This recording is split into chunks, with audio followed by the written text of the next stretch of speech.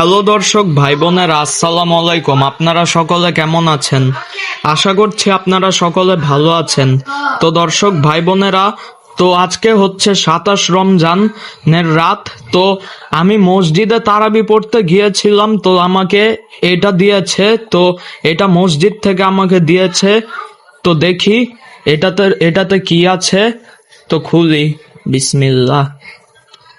Wow, এখানে রয়েছে মিষ্টি, ভাজা পোড়া, লাড্ডু, জিলাপি, আর এখানে সাদা মিষ্টি ছিল, সেটা আমি খেয়ে ফেলেছিলাম। তো আমি আপনাদেরকে দেখাইতে পারিনি, তো শুধু এই যে এই সাদা মিষ্টির টুকরা রয়েছে। তো এই ভিডিওটি আপনাদের কাছে কেমন লাগলো অবশ্যই কমেন্টস করে জানাবেন, আর এই ভিডিওটি বেশি বেশি করে শেয়ার করে দিবেন। তো আমি আজকে মসজিদে গিয়েছিলাম খতম তারাবি পড়তে, তখন এই তো মসজিদ থেকে এটা আমাকে দিল। তো ভিডিওটি ভালো লাগলে বেশি বেশি শেয়ার করবেন। তো সবাইকে ধন্যবাদ।